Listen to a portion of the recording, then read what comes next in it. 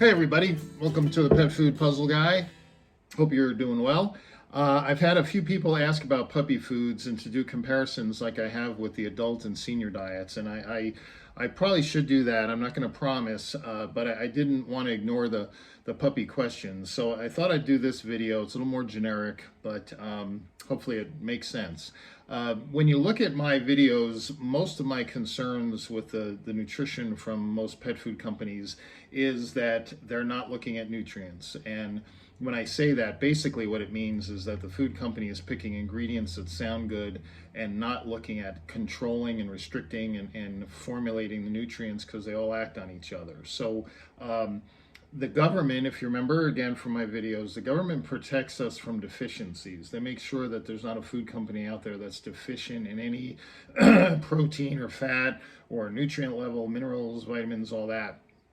But that's all they do. They just want to make sure you're above the minimum. So any excesses, any imbalances after that, they don't care, and food companies know that. So generally, if you've watched my videos, once that puppy becomes an adult, their nutritional needs change, their nutrient levels should adjust, and then of course when they hit about the age of 7, if you watch my senior video, that's when their nutritional needs change even again.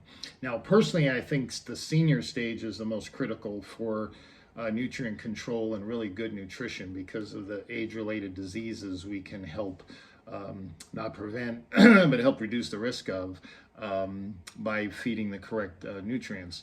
But puppyhood is just as important.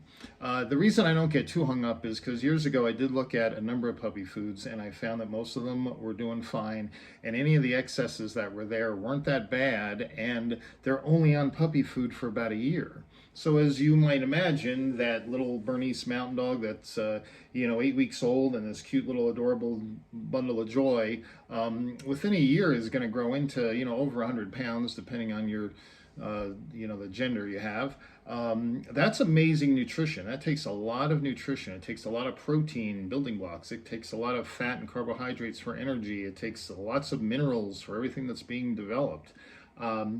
But once they hit adulthood, that should change. Most food companies do not address that. So that's what most of my time is spent on, adult and senior. So when it comes to puppy foods, it's been a few years now, to be honest, but when I looked at the puppy foods, I looked at IAMS, Science Diet, ProPlan, maybe a few others. I did not look at all the newfangled ones that have come in the last 5, 6, 7 years. But most of them were well in line with what the nutritional needs of a puppy. And again, I don't get too concerned because those excesses aren't really affecting that young pup very much. As long as they get everything they need, once they hit adulthood in a year, a little over a year, well, that becomes a moot point anyway.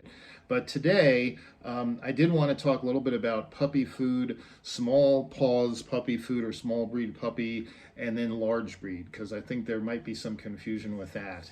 And it really is a discussion that, again, brings it all back to, it's the nutrients that matter. It's the stuff that most pet parents don't even talk about that really matters to your pet's health.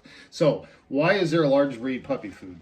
It's really very simple. I forget when it came out, probably back in the 90s or so. But basically what happens is if you have a if you have a medium-sized puppy, we know all the extra nutrients they need for growth. And they grow, as we know, pretty fast. Well, that rapid growth rate is fine for your 30-pound, 40-pound dog. But if you have a large breed dog, and a large breed, every company, at least every food company, has a little difference in what they consider large breed. But most would say around 70 pounds. If they're going to be 70 pounds or larger when they're an adult, they are a large breed dog. And what that means is when you're feeding them regular puppy food, you're feeding a lot of energy, a lot of protein, a lot of everything they need, which is great. But they go into a rapid growth rate, and I should say an unhealthy rapid growth rate, which didn't affect the little guy, but definitely affects that large breed pup. And that's why you see large breed puppy foods from most manufacturers. What exactly is it? I think most people think, well, if protein's the building blocks and we need to slow down the building, then we are going to change the protein. We're going to reduce the protein. And that is incorrect. That is simply not true. The protein basically stays the same, but protein is the building blocks, right? We understand that. What we do is we reduce the crew, the amount of crewmen working on the building. Okay, so basically, what is that? The dietary fat we're going to reduce a little bit, and the calcium. By reducing those, we're basically still providing all the protein for growth and for development, but it's going to slow down. If you have less workmen working with the tools and the building blocks, it's just going to slow down progress. That's basically what we're doing. So I realize that's a very weird analogy versus nutrition, but the idea is we don't want to deprive them of protein. They need protein. They're developing all kinds of muscle and bone and all kinds of stuff. We're just going to reduce the workload or the workmen so that it goes at a healthier rate. Panosteitis, there's a few other conditions, painful, that are usually temporary but can affect large breed puppies if that growth is just too fast. Their bones can't keep up. And so that's why there's large breed puppy food. So if you ever wondered what the difference is, that's basically it. Now, in more recent years, there has been a big push to look at the research of toy breeds because I have two toy breeds, and generally they live longer. So what does that mean? If their lifespan is longer, what can we do to help them? And I can tell you one of the things definitely is antioxidants, because those organs have to live. They have to function and stay healthy for a much longer period of time than a regular sized dog or a large breed dog. So I know for a fact Hills has just built I think it's $22 million research facility that is just devoted to small breeds and their nutritional needs. So there's a lot going on in that. Part of that, I'm sure, is because more of us are getting little breeds than we are those big dogs. And so again, I think I applaud Hills for saying, hey, let's really look at this, because one size does not always fit all. So I did, only because I had the data, I looked at the Hills puppy food, large breed puppy food, and small paws, as they're calling it now. They're small breed puppy food. And just as I suspected, protein levels are basically the same. Again, we don't want to deprive protein to a growing puppy. But what I did find was the calcium was the major difference. Now, in the regular puppy food, it was 395 milligrams per 100 kcals, 395. In the large breed, it drops to 285. So it's about a third lower in calcium. And the phosphorus dropped a little too, but that's not as critical. That's, as veterinarians will tell you, the calcium phosphorus ratio is very important. So if you change one, you got to mess with the other as well. What I was surprised with and didn't realize was that the small paws actually went up in calcium and phosphorus. It went up to 411. Not much different than regular puppy, but again, we're seeing there's differences. And I noticed the antioxidant level is much higher too in the small paws.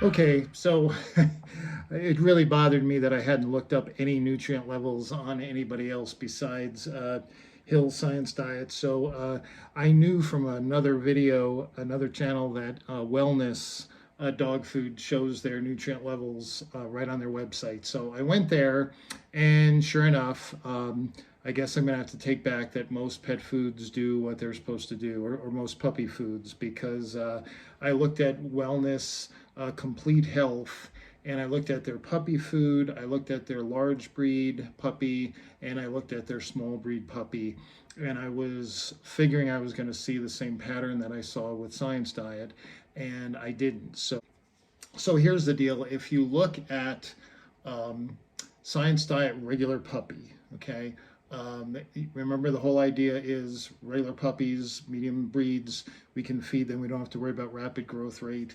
Their fat level, in other words, their primary energy source, is 4.7 grams in their puppy. And I guess I'll make a poster of this so you can look at the numbers, just not hear them. Their large breed puppy is 4 grams, so a little bit lower in energy, as far as the fat content. And then small breeds, or small paws as they call it, for small breeds, we see an actually uptick in the energy level from fat up to 4.8. And that makes sense because you got these tiny little creatures with tiny little stomachs and they burn lots of energy with their little 4-inch legs, that kind of thing. So a little higher in dietary fat to provide energy makes total sense. So that comparison of those three makes sense. It's kind of interesting if we look at their puppy, their large breed puppy, and their small breed puppy, we find the same thing as far as the dietary fat providing energy. It's 4.8 in regular puppy.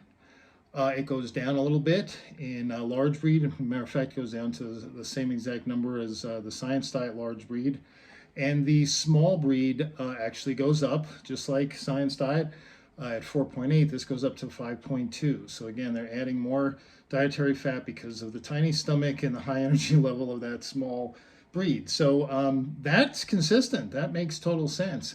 Here's the difference. Let's look at the calcium phosphorus.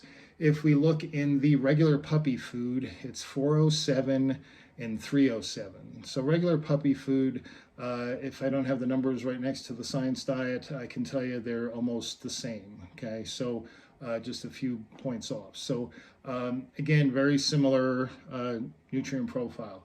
If we look at I'm going to skip to the small breed diet here. Again, we said they went up in dietary fat just like Science Diet did. They also went up in calcium phosphorus. Up to 472 over 320. Is 472 really excessive? Again, kind of like I've said somewhere else in this video, I hope, unless I edited it out, I'm not too concerned about little minor excesses because one, puppies are taking in a lot of stuff, and two, they're not on the diet more than a year. So it's not like looking at adults and seniors. So far, hey, just like I had kind of thought both diets are the same, or most puppy foods are the same, let's look at large breed. And when we look at large breed, we find, again, I said the dietary fat, same number as Science Diet. They reduced it just a little bit to reduce the energy, the workman's, working with the protein. But their calcium phosphorus, and I double checked this, I triple checked it because sometimes you go to the wrong page, whatever. I want to make sure I was right on this. Their calcium is 441 milligrams and the phosphorus is 351. That 441 is not as high as the small breed, but it's way higher than the regular puppy food. And if you compare it to Science Diet, and again, most of the comparisons were pretty similar. I mean, nutrition's nutrition, no matter what the brand name. Science Diet was at 285 milligrams of calcium, and here's Wellness raising the calcium level in their large breed to 441. So there you go. My theory that they're all pretty much doing the same thing as far as large breed puppy. These numbers just blow my theory here. I guess you do have to be more careful. So again, calling the company, taking the numbers I have, and if you want to use Science Diet as your standard, call the company and see where they're at. But that 441 is just there's no reason for that in a large breed puppy foods, and Wellness just doesn't cut it with their large breed. So there you go. That's there's some comparisons for you. I wish these numbers were readily available everywhere so you could actually look at large breed puppy foods and see which one really is tailored to your large breed puppy.